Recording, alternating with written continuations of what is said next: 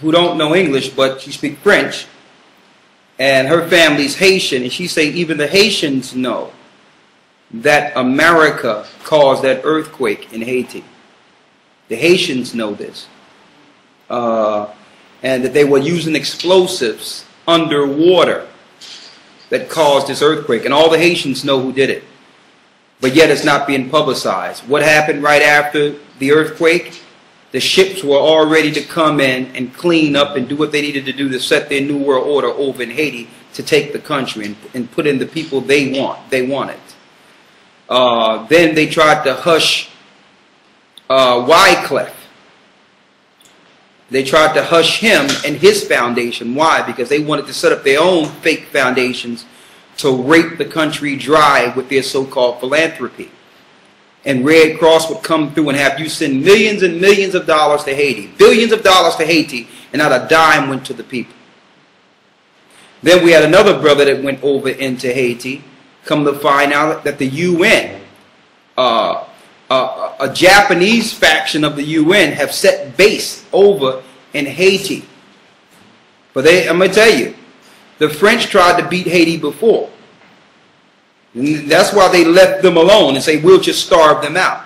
You just can't beat the Haitians because they're playing, even though they're dealing on the satanic side, they're fighting on a high level on the satanic side. So a lot of the diplomats and high people like the Clintons and the Bushes, they go over to Haiti for spiritual warfare against their enemies in other places.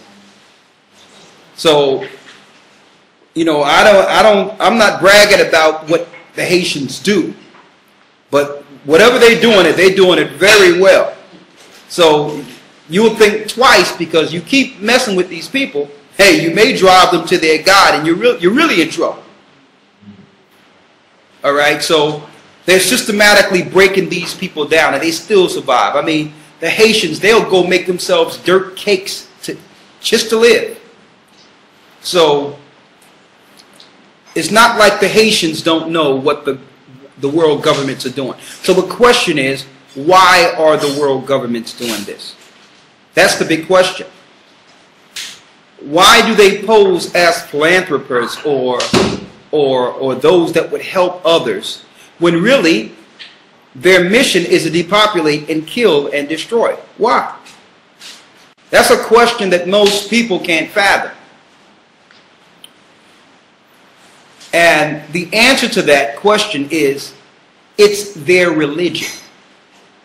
What they're doing systematically is the religion of the powers of this earth. That's why I'm going into a lesson now called The Return of the Beast.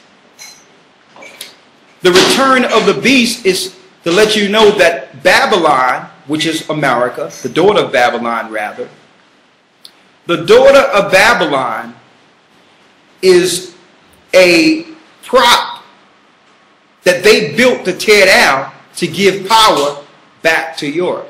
So what we're living in and experiencing right now is the implosion of Babylon. That's what we're seeing now. Now, they can't outright tell you that it's their mission and their religion to kill and to destroy you. There's too many people. If they were to tell you what they were doing, the people would join together, all together in America, and fight against the governments, and it's more you than them. So what they do, they set up theaters. They set up theaters and have you buy into your own death. Okay? Like the example I just heard about some guy going into a movie theater and shooting some people up on the grand opening of The Dark Knight. That was all set up from the beginning. That was government, that was military. They went in there and shot the guy, and they always have some drugged up lackey to take the fall. It's the same program over and over again. And you can go all the way back. This is how they do it. We can go back to the time of Martin Luther King. The guy before he died said, listen, man, I didn't shoot that guy. It's always a lone gunner. But the lone gunner is used as a pretext for a bigger plan. So they're going to start blowing up and doing more things, blaming it on their targets. Like an example I can give you before I go into the lesson is now, and I see on some of these blogs around, they're using this so-called black Hebrew Israelite who wasn't even in the truth 5 minutes, that learned under Great Millstone in North Carolina. They're using him as an example. The Southern Poverty Law Center, which is a proxy for the Zionists. Neither are they Southern, neither do they deal with poverty. They're used by the government publications to write papers and influence law enforcement against so-called future terrorists. So they used this one guy who killed a young black kid. He actually killed this kid because he felt the kid was gay. Suspected cult leader Peter Moses Jr. arraigned on new murder charges after the body of a 5-year-old boy is found in a Durham backyard. Good afternoon from the Raleigh Eyewitness News Center. I'm John Clark. And I'm Amber Repentant. Barbara Gibbs has the day off. The remains of Jaden Higginbotham were discovered yesterday in the same backyard where just a day earlier the body of a woman was also found. Authorities say both bodies are linked to the Black Hebrews cult. The suspected ringleader in court this morning to face the new charges. Feloniously did of malice and afterthought kill and murder Jaden Higginbotham. For the second time this week, Peter Moses, the alleged ringleader of a polygamous group, faces a judge on murder charges. He will be held at this point without bond until the state makes a decision as to whether they're going to proceed with this case capitally. Durham's district attorney has yet to announce whether Moses and 6 other murder suspects will face the possibility of the death penalty. Eyewitness News cameras were there as detectives shielded what are the remains of 5-year-old Jaden Higginbotham, the break in the case investigators have long waited for. Moses, along with his mother, brother, sister, and 3 other women, including Higginbotham's mother, are charged in connection with the murder of Antoinetta McCoy. Her body also uncovered at this Ash Street house linked to the group. It's devastating news for Jaden's father. I went from anger to sadness to happiness back to sadness. I have a lot of mixed emotions, so I can't really even tell you which emotions that I'm experiencing right now because it's all of them. Now, we don't condone what the guy did by no stretch of the imagination, but look at how they're using this, their theater. They're claiming the anti-gay teachings of Israelites spawned this man to kill a 4-year-old child and his wife.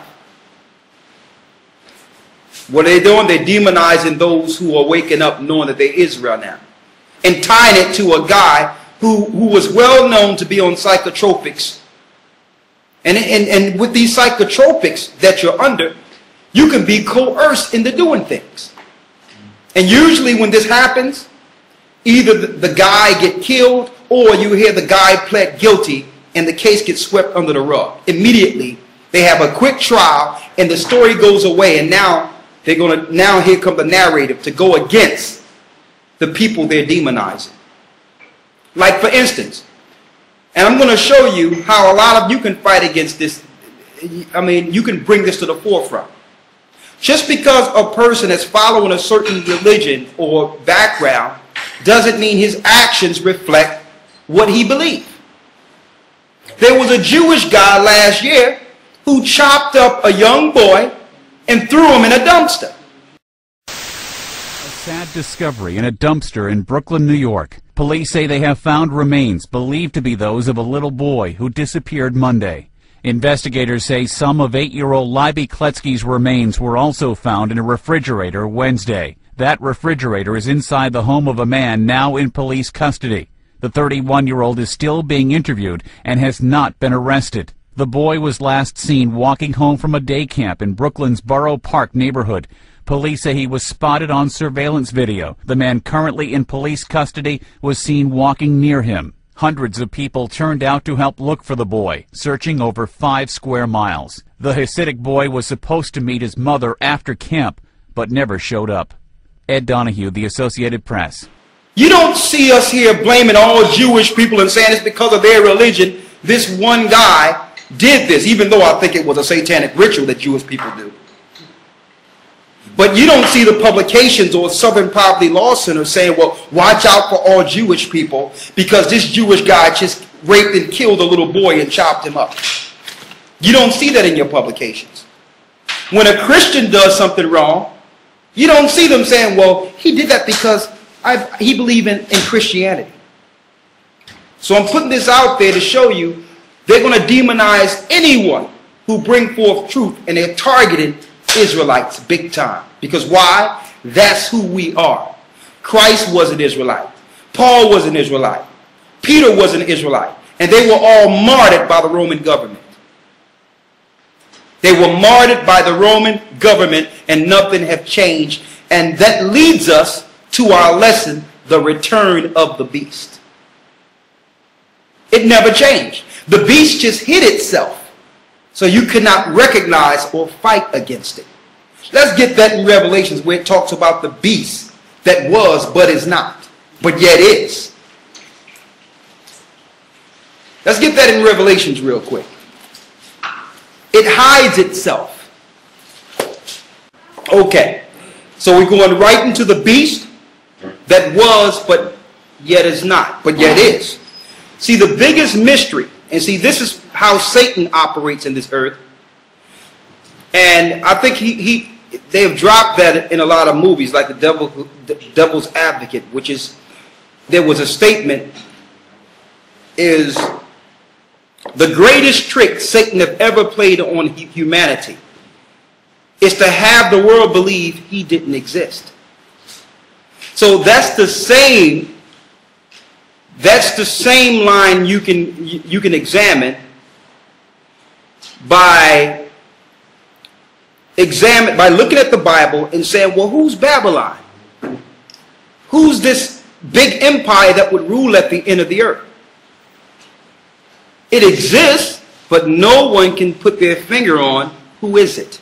Because, of course, if the world knew, especially if the Christian church knew, they would fight against it. So the church was infiltrated by Constantine in the 4th century. He hijacked the Bible and put in a Babylonian, he didn't put it in the Bible, he taught in doctrine a Babylonian religion that would program and twist the minds of people. You'll read the characters of the Bible, but in fact, you would believe in the ancient Babylonian ritual. And what was Babylon about? Witchcraft, sorcery, illusion. So that's the only way these guys can operate, is in the dark. They can only operate if they're not seen. Therefore, they control the earth through secret societies. Okay? Now, if you're doing something right, you don't need to be in secret. So obviously these secret societies, and of course the Masons or the low Masons you see in your neighborhoods, they're just the foot soldiers. They're just the infantry.